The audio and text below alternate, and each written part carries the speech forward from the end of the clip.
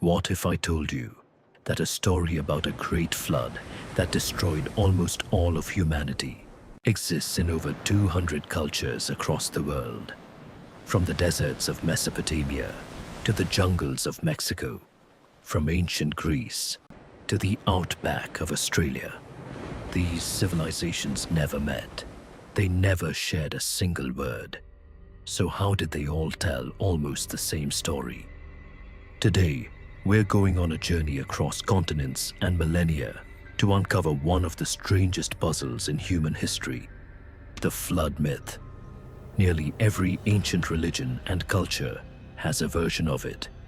A god or gods who grow tired of humanity and unleash a catastrophic flood, sparing only a chosen few who go on to rebuild the world.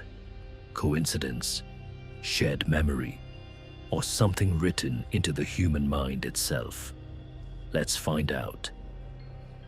Our story begins over 4,000 years ago in the land between two rivers, Mesopotamia, modern-day Iraq. Here, on clay tablets written in cuneiform, archaeologists discovered one of the oldest flood stories ever recorded, the Epic of Gilgamesh. In it, the gods decide to wipe out humanity with a great flood, but one man, Utnapishtim, is warned in advance by a god and told to build a massive boat. He loads it with his family, craftsmen, and animals of every kind. The flood comes, lasting 6 days and nights, and when it ends, his boat rests on a mountaintop. He sends out a dove, then a swallow, then a raven, to see if dry land has appeared. This story is nearly identical to one told 1,000 years earlier in the Sumerian epic of Atrahasis. Two civilizations separated by time, yet telling almost the same tale. Centuries later, a strikingly similar story appears in the Hebrew Bible, the story of Noah. God, disturbed by humanity's wickedness, decides to flood the earth. He instructs Noah to build an ark and bring aboard 2 of every animal, along with his own family. For 40 days and 40 nights, rain falls until the entire world is submerged. When the waters finally recede, Noah's ark comes to rest on Mount Ararat. A dove is sent out, returning with an olive branch, a sign that life has begun again. This story would go on to shape 3 major world religions, Judaism, Christianity, and Islam, influencing the moral and spiritual imagination of billions of people for thousands of years. Thousands of kilometers to the east, in ancient India, a man named Manu finds a tiny fish in his washing water. The fish speaks, asking Manu to protect it, promising that one day it will save him in return. Manu raises the fish until it grows enormous, eventually identified as an avatar of the god Vishnu. The fish warns Manu of an approaching flood that will destroy all living things. Manu builds a boat, and when the flood comes, the giant fish tows his vessel to safety on a mountaintop. From Manu, humanity is reborn. This story, found in the Hindu Shatapatha Brahmana, shares the exact same skeleton as the Mesopotamian and biblical tales: a warning, a vessel, a flood, and a new beginning. In ancient Greece, the king of the gods, Zeus, becomes enraged by humanity's corruption and decides to drown the world in a flood. Only one couple survives, Deucalion and his wife Pyrrha, warned in advance and instructed to build a chest-like vessel. After the flood recedes, the couple consults an oracle and is told to throw stones over their shoulders. The stones thrown by Deucalion become men. Those thrown by Pyrrha become women, repopulating the earth. Once again, divine anger, a warned survivor, a vessel, and humanity's rebirth. In ancient China, the story takes a different shape, but the core remains: a catastrophic flood threatens to destroy civilization. The hero, Yu the Great, spends years digging channels and taming the rivers, eventually controlling the flood, not by escaping it, but by mastering it through human effort and engineering. His success earns him the right to found the Sia dynasty.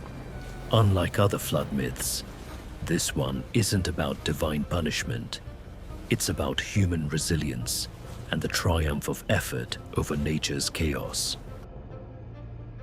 On the other side of the world, with no contact whatsoever with Europe, Asia, or the Middle East, the Aztecs told of a great flood that destroyed an earlier age of the world. A man named Tata and a woman named Nene survived by hiding inside a hollowed-out log, taking a single ear of corn with them.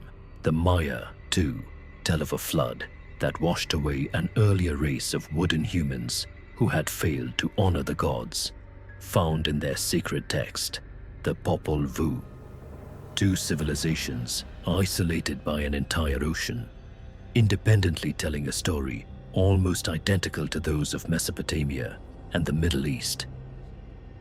The pattern doesn't stop there.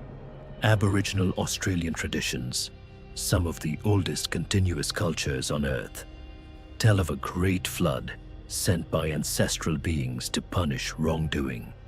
Native American nations, from the Hopi to the Algonquin, describe floods sent to cleanse a corrupted world, with survivors escaping by raft, mountain, or the help of animal spirits. By now, the question isn't whether these stories are connected by trade or migration. Some clearly couldn't be. The question is, why does the human mind, again and again, independently arrive at the exact same story? So how do we explain this? Scientists and historians have proposed several theories. The first is geological memory. Around 14,000 years ago, at the end of the last ice age, melting glaciers caused sea levels to rise dramatically, flooding coastlines and river valleys where early humans lived. Some researchers point to the Black Sea flood theory, suggesting that a sudden and massive inundation around 5,600 BCE may have inspired Mesopotamian flood accounts that later spread through trade and storytelling. The second theory is psychological. Floods are one of the most universally destructive natural disasters, striking nearly every region inhabited by humans throughout history. A story about surviving a catastrophic flood would resonate everywhere because the fear itself is universal. The third theory is cultural diffusion. The idea that as people migrated and traded across continents, stories evolved and spread, picking up local details along the way. Most researchers today believe the truth is a combination of all three: a shared ancient trauma, a universal fear embedded in human psychology, and centuries of storytelling that carried fragments of memory across the world. Perhaps the flood myth survives because it speaks to something deeper than geography or religion. It's a story about destruction and renewal, about humanity being given a second chance.